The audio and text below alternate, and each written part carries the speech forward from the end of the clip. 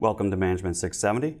Today we're going to be talking about decision-making under uncertainty. How do you make decisions and use numbers to defend your choices? How can you be quantitatively supported in your decision-making? Let's get started. Making decisions in quantitative analysis is often referred to as a decision science. It's a creation of a model that helps a manager gain some type of particular understanding or a good insight into the real-life problem.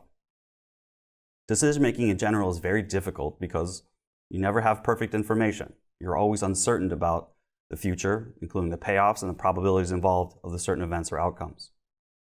Even companies known for very strong product development and R&D make missteps. They sometimes miss the market. There's inherent risk and uncertainty in creating a new product and going to market. Same thing with all business strategies and even legal strategies. Merging or acquiring a company may make many headlines in the newspaper and online, but does come with a lot of risk. Of course, all financial instruments, including options, involve risk and uncertainty. Our approach will be to look in the future and make some assumptions, but then also create a sample that allows us to go back and refine our probabilities and estimates to see if our outcomes are correct. Let's take an example. Suppose we are building a new car, and in order to produce that car, we need to make a large production plant or a small production plant. The large one, of course, costs a little bit more money, 25 mil, as opposed to the 15 mil for the smaller plant. Anytime you release a product, there's risk.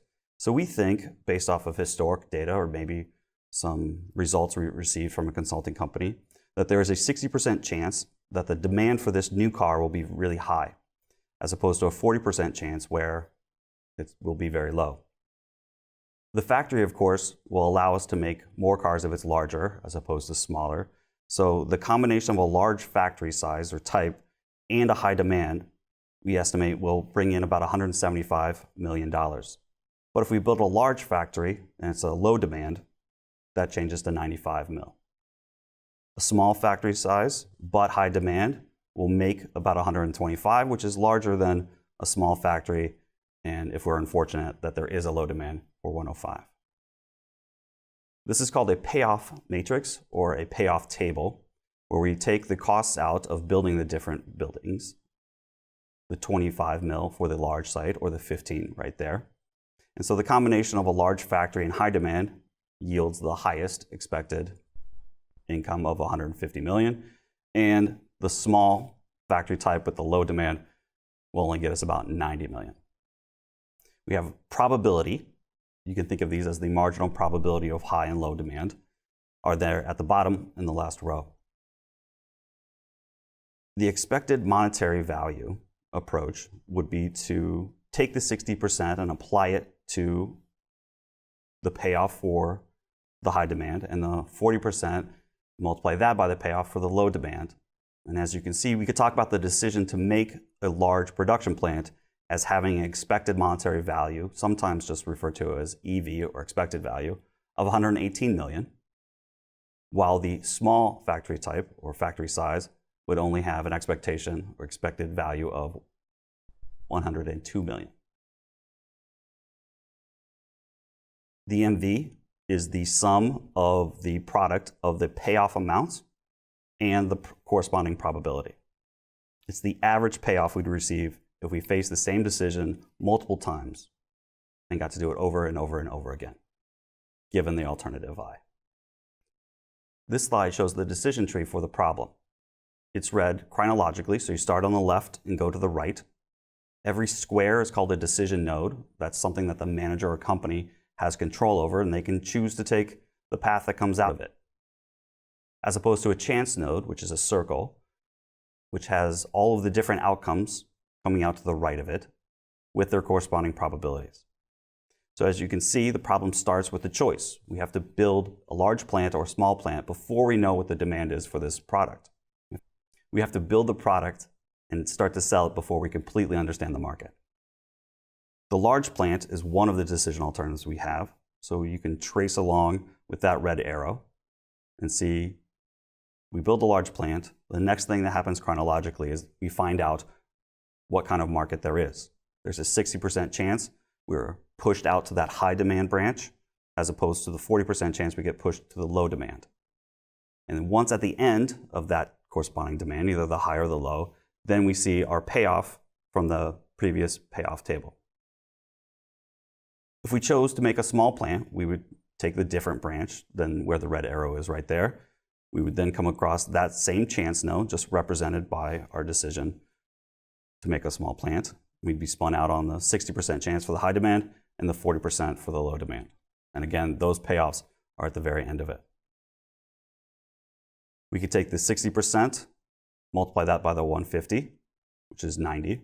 We then add the product of the 40% and the $70 million payoff, which is 28.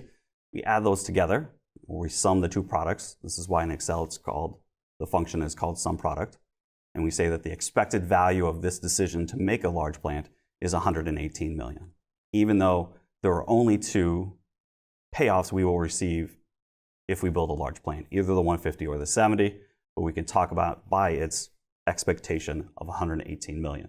We compare that to the smaller plant with the 60% times the 110 and the 40% times the 90. You add those two products together, that comes out to be 102 million.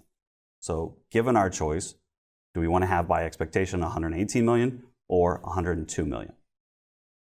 Since we like money, the large plant it is.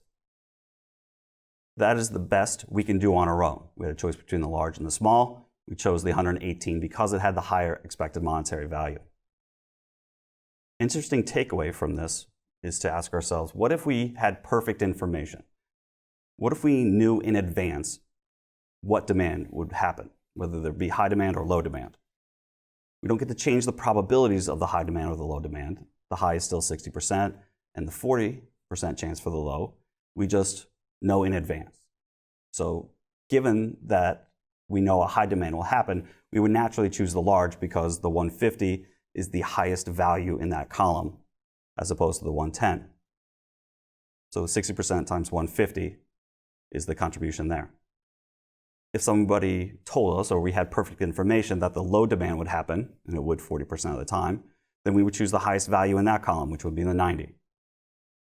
So we have the 60% times the 150 plus the 40% times the 90 gets us to 126 million. We call that the expected payoff with perfect information. We get to pick the best outcome given the state of nature. So kind of the reverse of what we had to do for the decision tree. In fact, the best we can do on our own was 118 by just building the large plant. But if we had perfect information, we would say that that would be 126 million. So the difference between those is 8 million, and that's the amount of money we'd be willing to pay for perfect information. I want to caution students by just using the EMV, or expected monetary value approach, in all cases. So if you have a one-time decision problem, a weakness of the EMV approach is a situation where you have a very large gain or a very bad loss. So take a look at this example here. We have a decision between A and B, and there's two states of nature that will happen that are outside of our control, 1 and 2. We can see by decision A that we have the highest potential of gain at the 15,000, but we also have a chance to lose 5,000 if state of nature 2 happens. We'll assume a 50-50 split between these two states of nature. So the EMV for decision alternative A would be 5,000. Now look at decision B. State of nature 1 under the B decision would give us a gain of $5,000, but that only drops down to 4,000 if state of nature 2 happens, for an EMV of 4,500. So the EMV for A is higher than B, but I think we can all agree that there was a lot more risk involved for A. The 15,000 is nice, but then $5,000 loss is particularly punishing. The perfect information is a theoretical number. If you had perfect insight of the state of nature first before making the decision. But let's bring in a more realistic example. What if the company, CM, wanted to conduct a survey first, hire a company to conduct a survey to find out whether that company, in their expert opinion, would find our product favorable or unfavorable.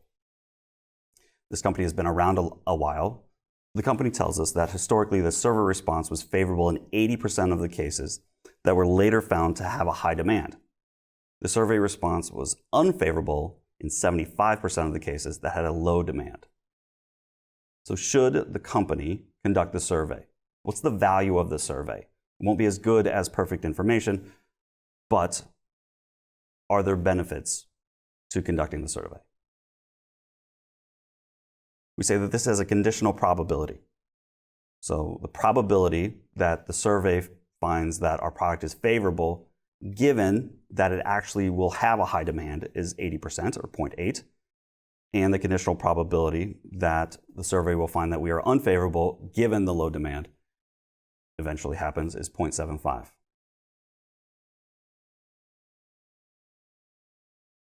What should we do in the two cases? If the survey comes back that it's favorable, should we build a large or the small?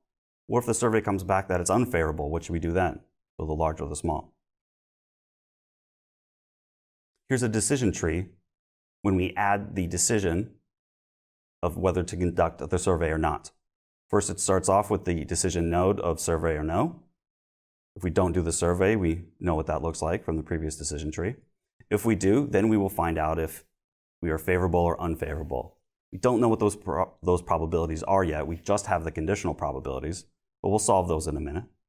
After we find out favorable or unfavorable, we're faced with a second decision of whether to build a large plant or not. From there, we will find out whether the market says it's a high demand or a low demand, and then finally we will receive our payoff. In order to determine the value of the survey, we need to calculate the probability of the high demand given that we receive a favorable opinion, and the probability of a low demand given that we receive an unfavorable view. What do we know so far? Well, we know the two conditional probabilities there at the bottom of the slide, and we know the two marginal probabilities of the high demand and the low demand. From there, we can, using conditional probability, calculate what we need to above. So here's our contingency table. We have our survey results, favorable and unfavorable on the left, and our demands, the high and the low. We have our conditional probabilities below that. What I need to do is figure out what that joint probability of a favorable result is and the high demand. Using the conditional probability function from before, we know that that is just the product of the conditional probability at the bottom times the probability of the high demand. So here's what we need to calculate. Given that we have this conditional probability from the company, and we know that the marginal probability for high is 0.6. That 0.8 is here. We're going to multiply that by the probability of the high demand, which is 0.6. We calculate that the joint probability of favorable and high is 0.48.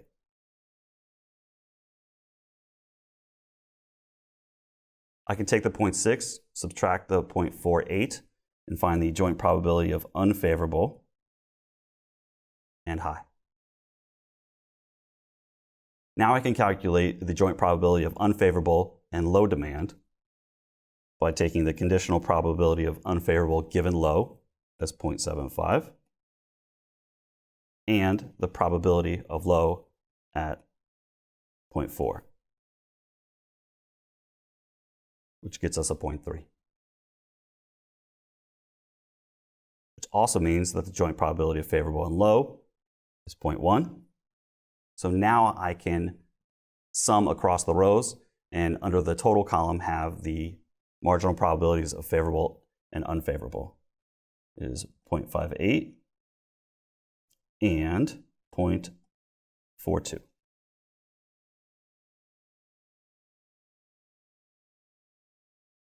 Now I can calculate the conditional probabilities shown here on this slide. The joint probability of high demand and favorable is 0.48.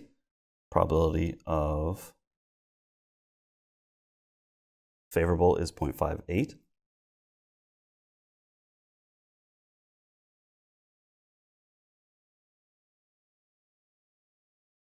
So the conditional probability is 0.828. I will leave the rest for your calculations. So here's our decision tree. Again, we have our different decisions and different chance nodes. If we introduce these probabilities, these marginal and joint probabilities, then I can talk about the expected value for any of those branches that come out of a decision node. Right there. Add the probabilities.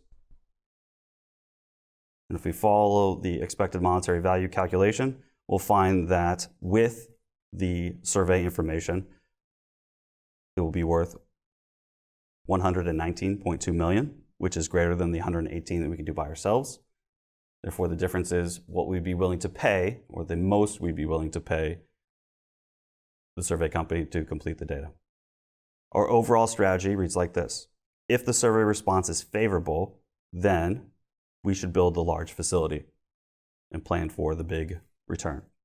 If the survey response is unfavorable, we should build a small facility. Here's the calculation for the expected value of the sample information. Just the difference between what we could get with the information and what we could do on our own. This is known as a risk profile from a specific application that specializes in decision tree analysis, decision science.